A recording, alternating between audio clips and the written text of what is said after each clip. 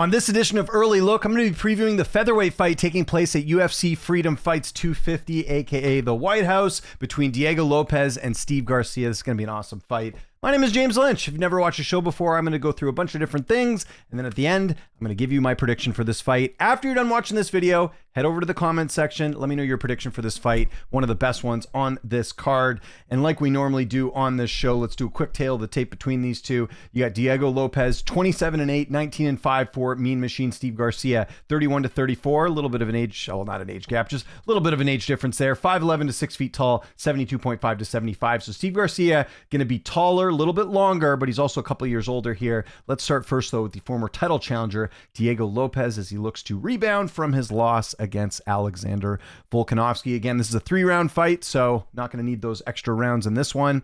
So I mentioned it there.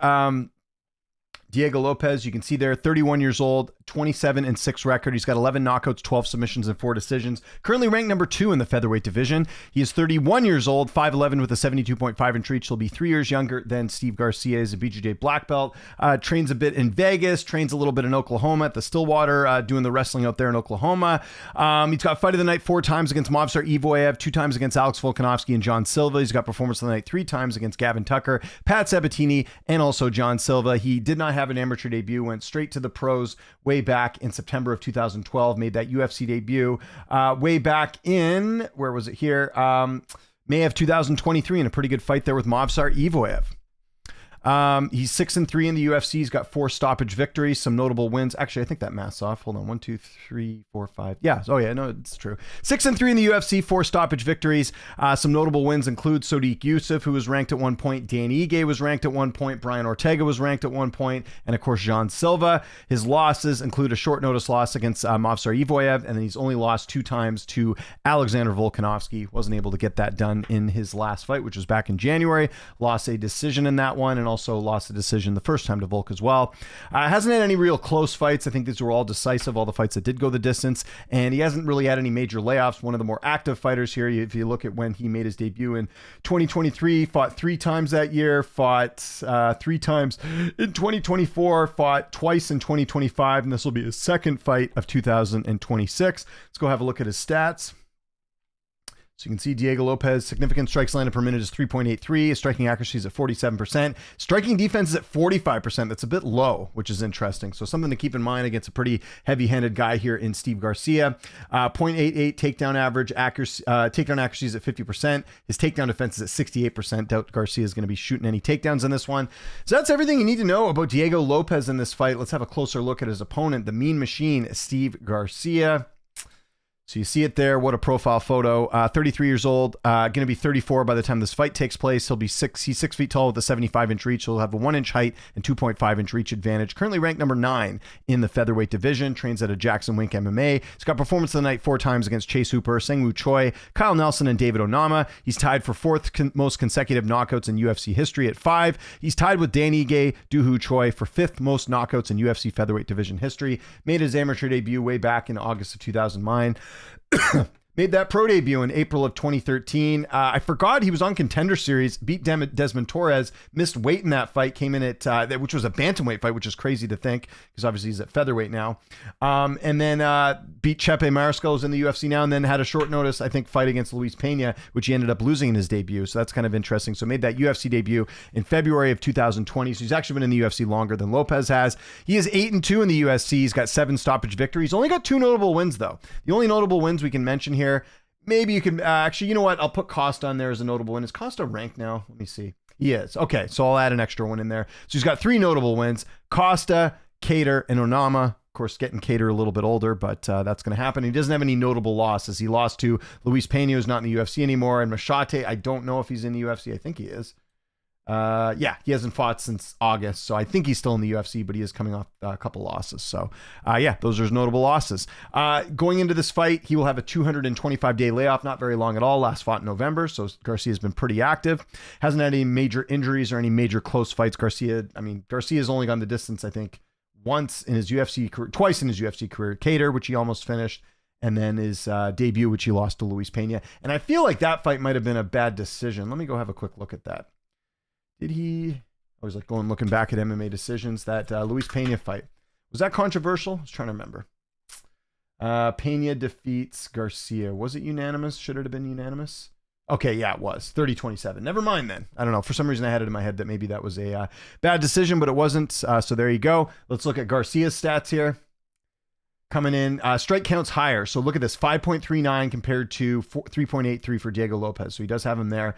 49% striking accuracy, 59% striking defense. So that's better than Lopez. Takedown average is 0.86. Takedown accuracy is at 40%, and his takedown defense is at 88%. So, well, that'll be tested, I'm sure, in this fight. I know Costa got 2 takedowns in their fight, Mezcal Costa, when they fought. But overall, I have not seen Garcia taken down really much at all. But that'll be put to the test here against Diego Lopez. Let's have a look at the odds. They do have Diego Lopez about a 2-1 favorite here. Most books having him -200. Steve Garcia about +154. Tapology, similar story here. Actually, not similar story. A lot more people like Lopez over here. 81% going with Lopez, 19% Garcia. The people that like Lopez, 26.2 by decision. A lot of people feel like he's going to knock him out at 63.5%, 10.3 by submission. The Garcia voters are split on how they think he wins. 54.9 by TKO, 44.3 by decision. Okay, which way am I going in this one? This is an interesting one because there's a couple different ways you could look at this, and I'll go through that in a second here. But ultimately, I got to go with Diego Lopez, and part of it is a couple reasons. So first and foremost, and I should mention, I'm taking Lopez by decision. I don't think he finishes this fight. I mean, there is a possibility that Garcia could get submitted here, but I don't know. Because if you look at Diego Lopez, the majority of his wins, most of them, I should say, 44%, 12 total of his wins have come by submission. Steve Garcia has only been submitted once, and it was ages ago. It was back in 2018, and it was a first round submission loss. Could happen here potentially, but I tend to think with Garcia's 88% takedown defense that maybe it won't get to the ground. He won't submit him. So yeah, I like those odds of Garcia has never been submitted in the UFC. I'll take those odds as Diego Lopez not being able to submit him. Now, does he knock him out? Maybe. We saw Machete knock him out. That could happen. But I would argue that Diego Lopez only really has one high-level knockout win in the UFC, and that was the win against John Silva. And I think that spoke more about Silva leaving himself open and being a little bit too wild. I would put Garcia as being a little bit more technical than John Silva, but you look at it here, couldn't finish Ortega, couldn't finish Ige. I know Ige had that streak of like never being finished, but a lot of these wins he's got, like Sodiq Yusuff, Pat Sabatini, these guys are ranked much lower, and I would rank Garcia a little bit higher than that. So that's why I don't think it'll be knockout either. And the other thing is, if you look at it, Lopez has gone the distance in 5 of his last 6 fights. Which again, I know 2 of those were against Volk, but still wasn't able to knock out Volk, right? And that was, he did drop Volk, I think in the first fight, but wasn't able to get the job done. So I don't know if he'll knock out Garcia. That'll happen. Again, this is a 3-round fight, so less chance of a finish, I would think, with it not being 5 rounds. Like I mentioned, 59% striking defense for Garcia, 88% takedowns. That leads more to the fact that I think Garcia will not get finished in this fight. My kind of thoughts on this is, Lopez needs a win here, right? Like he had a pretty tough loss there to Volkanovski. We even go revisit the stats in that fight. That fight was not very close. The rematch, Volk, landing him 98-70, right? So something to keep in mind. Not as bad as the first fight, which was 158-63. But my point is that Lopez really just needs to get the win here, big time, right? He can't risk having another loss here. So I think he'll be a little bit more patient. Maybe he's not as wild as he was sort of coming up, in his initial UFC run.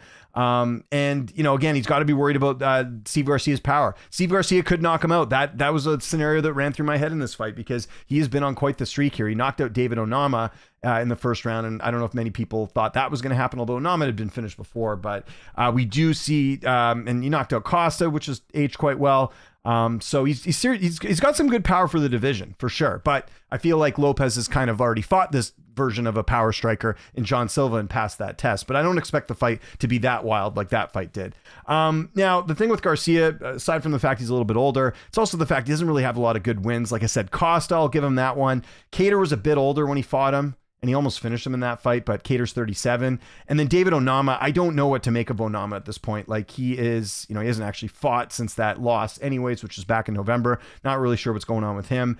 But I guess my argument is like, we haven't really seen Garcia get a lot of like really good wins over contenders in the weight class. And we have seen that from Lopez, like finishing John Silva. That has been a very good win for him. Silva ranked a little bit higher. So I do have some questions about that. That's been a trend this year, right? Anthony Hernandez, that was a big thing with him. Hadn't fought the opposition. What happens? He ends up losing that main event. Yusuf Salal, we saw him get a step up, right?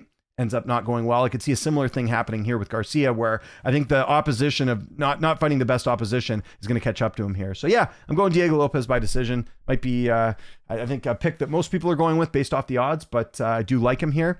That's going to be my pick. Oh, sorry, I forgot to mention the AI predicts they do favor Diego Lopez as well at 51.3%, 48.7% for Garcia. I will probably do a full AI video with all the stats and all that closer to the fight time. But anyways, yeah, so that's my pick. Diego Lopez decision. Let me know in the comments which way you're leaning, and make sure you follow me on Twitter, TikTok, Instagram, at Lynch on Sports. My name is James Lynch. This is Early Look. Really appreciate you tuning in. I'll see you guys next time.